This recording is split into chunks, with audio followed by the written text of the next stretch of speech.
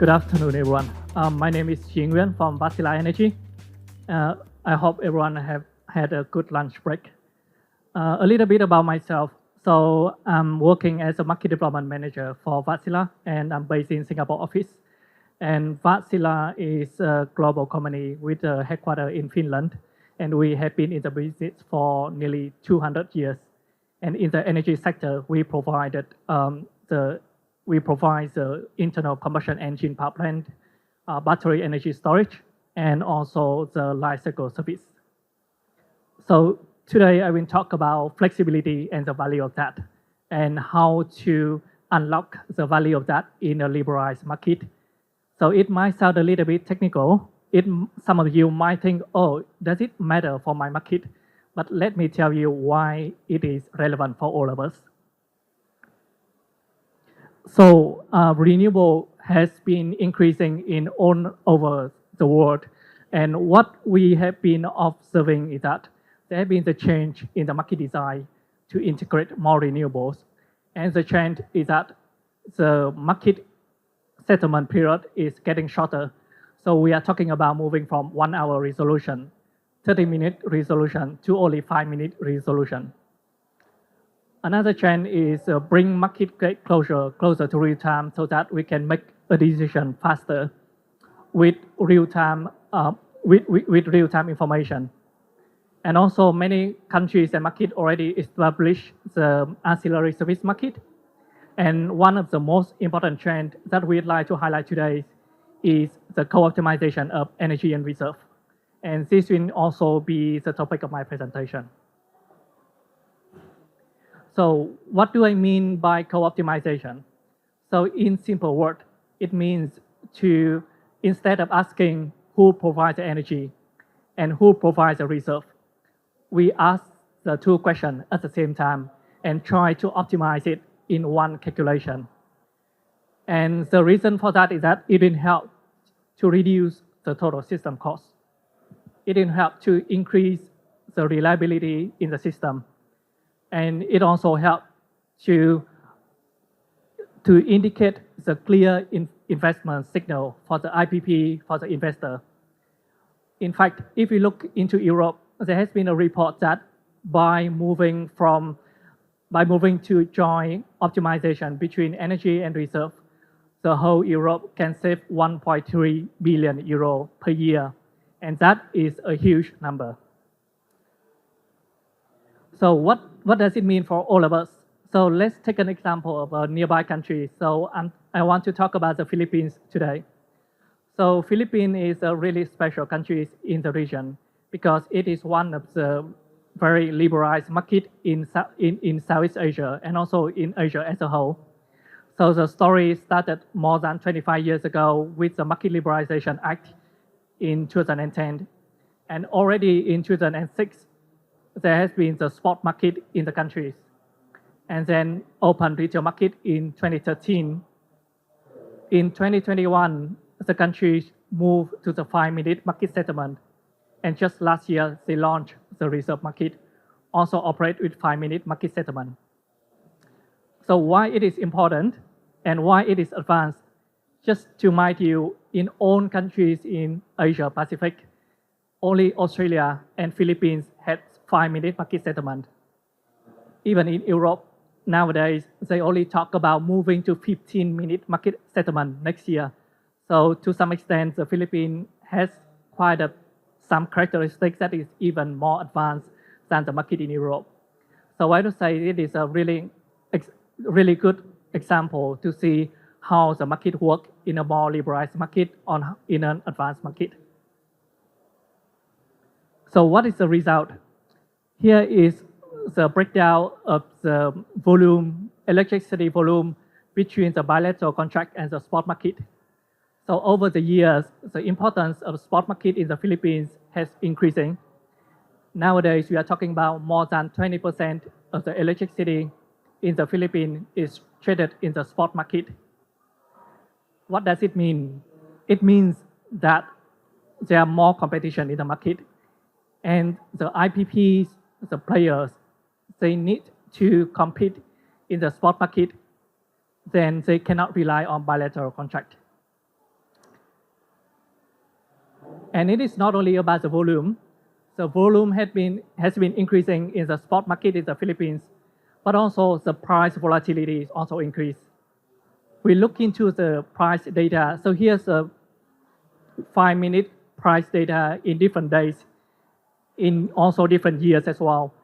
And what can I tell from this? The only thing that I can tell is that every day is so different. There's no similar pattern. It is difficult to predict the price. There has been a day that the price can be pretty stable, but there is a day that there will be a lot of price spike and a lot of volatility in the market. So it makes it more challenging for the operator to operate in the market. But also at the same time, when there are challenges, there are also opportunity for flexibility or flexible technology to capture the value from the volatility. So to test this, we run a simulation. We want to see if we have a really flexible power plant, can it thrive in the volatile market in the Philippines? So the assumption is pretty simple. We assume that there will be an engine power plant, so a power plant that runs on internal combustion engine technology. The marginal cost of that one is around 99 USD per megawatt hour. The power plant has really high level of flexibility. It means that it can start up and shut down very quickly. It can ramp up and run down within 5 minutes to reach full load. And what we do is that we collected all the historical price data in the spot market for the last 3 years, from 2022 to 2024.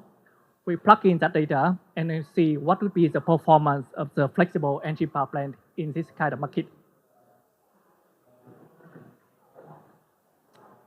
Here is the result. If we have that engine power plant in the Philippine market, so that power plant will have average running hours of around 3,500 hours per year, which translates into 40% capacity factor. And when we look closely to the operating profile of the power plant, it will be operate as a balancer.